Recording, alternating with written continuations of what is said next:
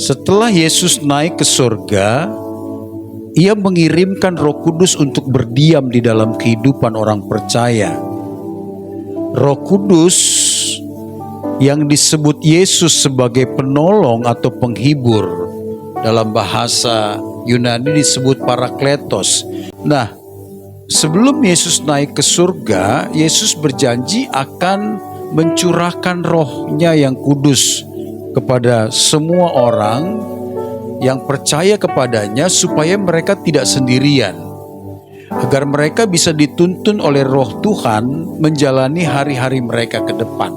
Ya, nah itulah yang disebut sebagai Roh penghibur atau Parakletos. Nah, mari kita akan belajar bagaimana peran Roh Kudus dalam kehidupan kita sebagai orang yang percaya. Next, yang pertama, Roh Kudus itu menyatakan kesucian.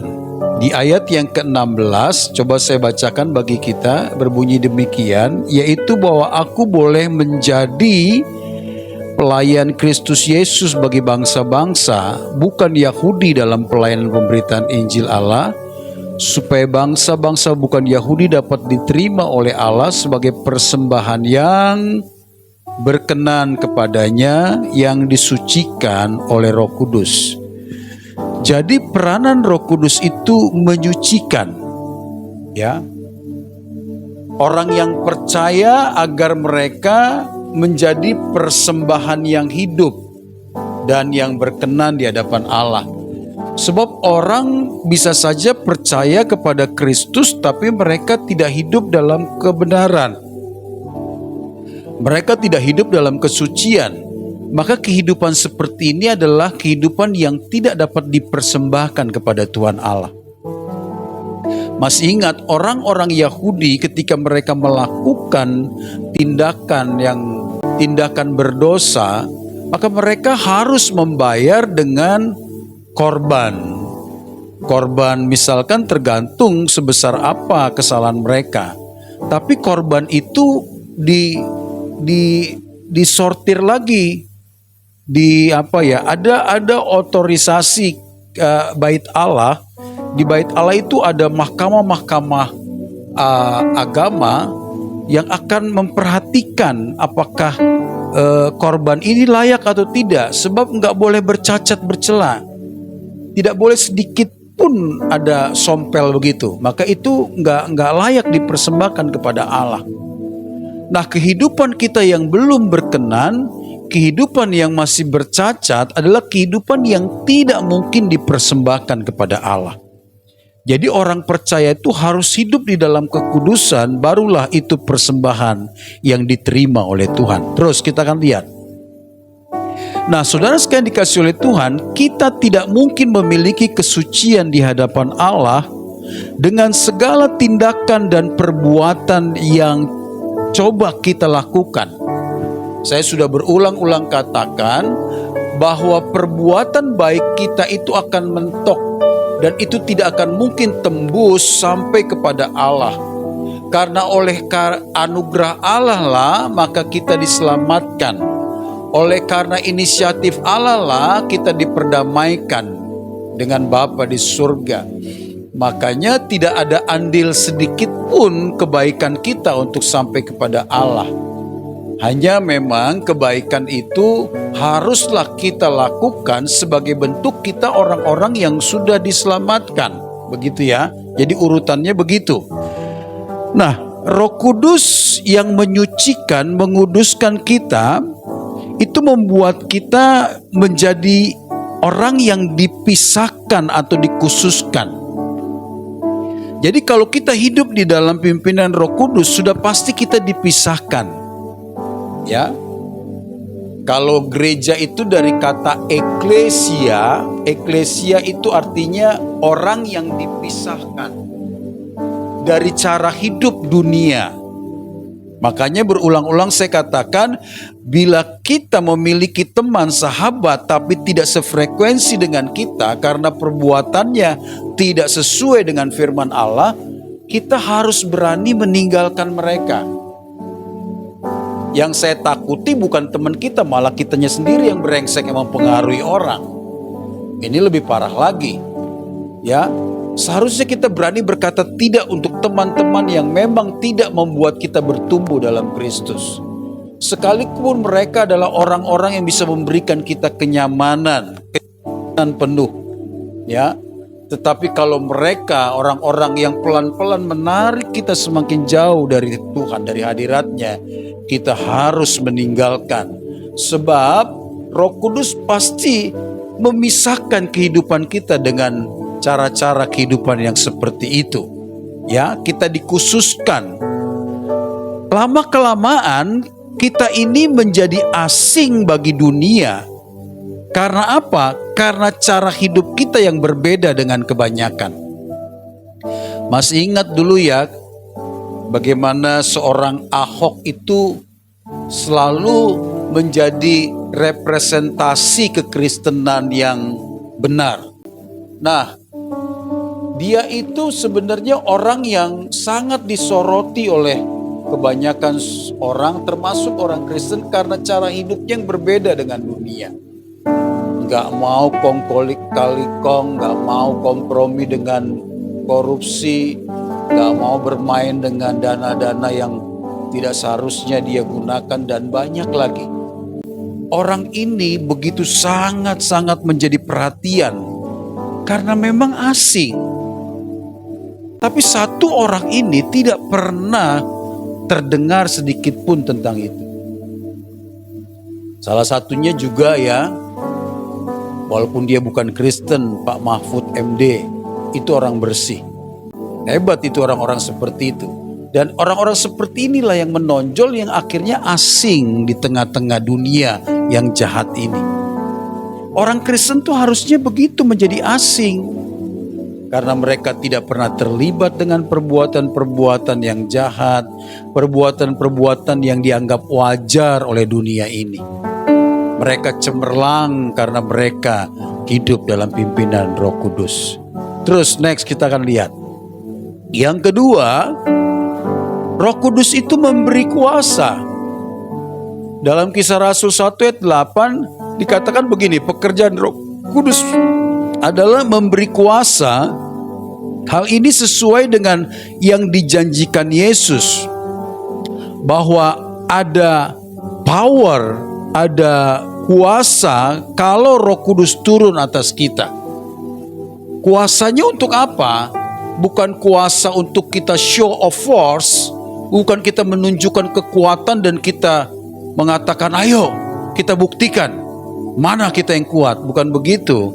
Ya, untuk kasus tertentu seperti Elia, oke saja dia menantang 450 Nabi Baal untuk membuktikan apakah Allahnya mampu untuk menurunkan api dari langit. Rupanya 400 Nabi Baal itu sudah menari, membuat ritual sampai mereka mencakar-cakar dadanya mengeluarkan darah. Baal itu tidak bisa menurunkan api. Sampai diledek lagi sama si Elia kan, "Bah, kamu ini cobalah, lagi tidur Baalmu itu," katanya kan. Gak bisa juga. Tapi begitu Elia berdoa dan berkata, "Ya Allah, turunkanlah api dari langit," dengan serta merta begitu. Itu kasusnya tertentu karena Roh Kudus memberi kuasa bukan untuk show of force seperti itu. Tapi untuk apa? Coba kita akan lihat next. Nah, Roh Kudus memberi kuasa untuk kita ini dimampukan memberitakan Injil, kuasa untuk menjadi saksi Kristus. Sebab ketika kita ada, misalkan sedang memberitakan Injil kepada orang-orang yang memiliki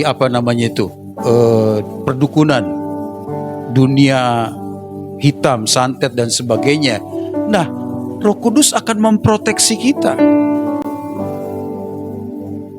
Kalau kita misalkan memberitakan Injil kepada orang-orang di Baduy. Baduy itu di Banten, saya pernah ke sana. Jadi untuk masuk aja kita mesti perlu disterilkan dulu. Nggak boleh ada alat-alat komunikasi, nggak boleh pokoknya ada yang macam-macam. Mereka mesti bilang begini, begitu, begini, begitu. Saya nggak menyaksikan, teman saya tapi menyaksikan ada seorang tokoh adat di sana, katanya sambil dia bersila begini, dia bisa air di atas kepalanya. Bayangkan. Nggak make sense, nggak masuk akal. Tapi kuasa kegelapan apa yang nggak bisa dia buat? Salah satu pendeta dulu yang pernah terlibat dengan kuasa kegelapan itu pendeta di Pangururan,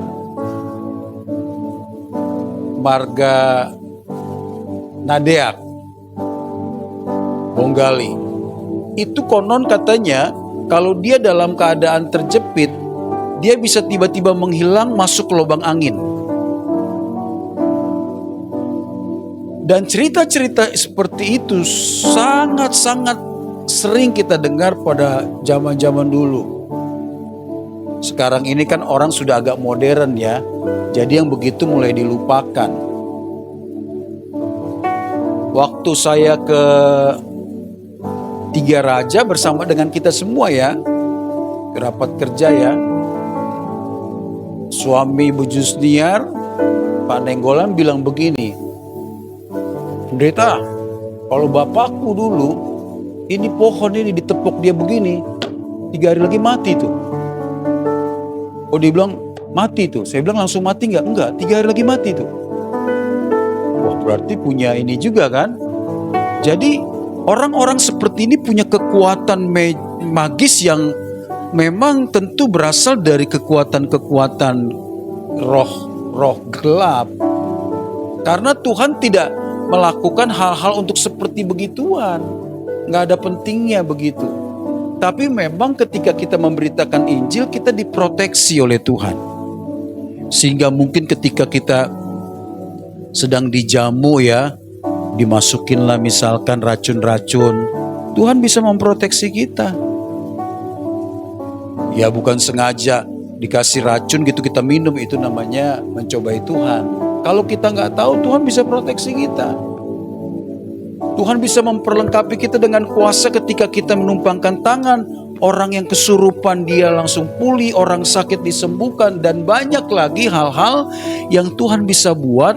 Itulah yang disebut kuasa untuk memberitakan Injil Kristus. Jadi kita nggak berjalan sendirian, karena Tuhan tahu dunia ini penuh dengan kegelapan dan kuasa-kuasa jahat yang akan menolak pemberitaan Injil Kristus itu. Nah yang ketiga, kita mencurahkan kasih. Di ayat yang ke-30 berbunyi begini. Saya bacakan bagi kita di ayat yang ke-30. Tetapi demi Kristus Tuhan kita dan demi kasih Roh, aku menasihatkan kamu saudara-saudara untuk bergumul bersama-sama dengan aku dalam doa kepada Allah untuk aku. Jadi kita itu diberikan sebuah kerinduan untuk kita memiliki kasih itu. Karena dikatakan selanjutnya Roh Kudus adalah pribadi yang menyatakan kasih ke dalam hati orang percaya. Kan saya sering katakan manusia ini kan egois ya, apalagi manusia modern seperti kita ini. Kalau Anda pergi ke negara-negara maju, Anda bisa bayangkanlah kehidupan apa yang mereka lakukan kalau seandainya ada kerampokan, ada kemalingan, ada kebakaran. Mungkin pun mereka diam saja sepanjang mereka tidak sedang bermasalah. Mungkin mereka diam saja sepanjang mereka tidak dirugikan. Ia peduli setan dengan orang yang menderita. Itulah ciri kehidupan orang modern. Jadi orang modern itu tidak mau diganggu. Dulu tahun 90-an saya pernah ke Bali. Dan hari itu kita masih sangat muda. Nggak sangat muda juga sih, tapi udah seusia-usia kalian inilah ya. Saya ngambil sebuah hotel. Sebenarnya hotel itu ya saya dengan teman-teman. Jadi saya pikir nggak mengganggu lah, kita nyanyi gitu. Biasa kalau nyanyi kan. wah sambil dengan seperti lalaan gitulah ya. Tiba-tiba cewek bule berani ngedatengin kita dia. Lalu saya bilang gila nih cewek ya. Mau kita apain? Kalau laki-laki mungkin bisa kita cekek kan. Ini perempuan. Tapi dia berani negor loh.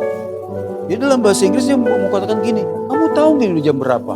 Ini kan mengganggu orang tidur. Gila nggak? Di negara kita diatur orang. Nah, mereka berani begitu karena begitulah memang cara hidup mereka. Kalau mereka terganggu, mereka akan melakukan tindakan perlawanan begitu. Nah, cara hidup orang yang modern seperti itu, mereka sangat egois dan tidak peduli. Tetapi Bapak Ibu yang dikasih Tuhan, orang yang dipimpin Roh Kudus, maka Roh itu akan memberikan kepadanya, mencurahkan kepadanya kasih. Kasih itu memungkinkan kita bukan hanya memikirkan diri kita sendiri, keluarga kita, tapi juga peduli dengan orang lain. Ya, kamu kalau mau bisa berempati sama orang lain, saya sering katakan begini, jangan cuma melihat lalu berbelas kasihan. Lihatlah dan posisikanlah dirimu di posisi orang itu, kira-kira apa yang bisa kamu lakukan untuk meringankan kesulitan orang ini. Itulah yang disebut dengan kasih, yang disebut dengan berempati. Kalau kita nggak punya empati begitu percuma. Kita cuma bersimpati nanti bilang begini, ya aku turut bersimpati dengan kesulitanmu, tapi kiranya ada orang lah yang bisa bantu kamu. Padahal dia bisa berpotensi untuk bisa bantu, tapi dia nggak mau bantu. Itu sebenarnya orang yang cuma sekedar berbelas kasih gitu aja, bersimpati tapi nggak berempati. Ya, nah kadangkala kita harus berpikir dengan lebih dalam, melihat mungkin orang-orang punya kesulitan lain yang kita nggak bisa tangkep, yang kita nggak bisa pahami gitu. Cobalah pahami mereka supaya oh iya, kemungkinan kalau saya di posisi dia juga saya bisa melakukan hal yang sama atau mungkin lebih gitu. Belajarlah untuk menangkap pesan-pesan dari Roh Kudus supaya kita ini bukan menjadi orang yang egois. Terus next kita lihat. Dikatakan dalam Roma 15 ayat 30, kasih itulah yang kemudian mendorong kita untuk bergumul dalam doa kepada Allah seperti ajakan Paulus kepada jemaat Roma. Jadi kita ini bergumul kepada Allah bukan hanya untuk diri kita, tapi juga untuk mereka. Untuk mereka. Ya. Memang kita kalau masih ego susah deh. Menerapkan ini susah. Masih ada perasaan-perasaan, oh enggak dong, kan sebenarnya buat begini kan dia, kan gak ada urusan dengan aku, kan semua gara-gara begini. Kalau masih begitu, percaya kita gak akan pernah bisa peka dengan suara Roh Kudus. Ya, gak pernah bisa peka. Bisa begitu ya, supaya Tuhan pakai kita diberkati Tuhan loh. Aduh, kalau kita berani merendahkan diri, justru kita yang minta maaf, itu mengalir sukacita dari surga yang dunia tidak dapat beri. Percaya yang saya katakan. Kita yang gak bersalah tapi kita mengambil tindakan untuk minta maaf, itu damai dari surga itu mengalir penuh. Dengar apa yang saya katakan ini.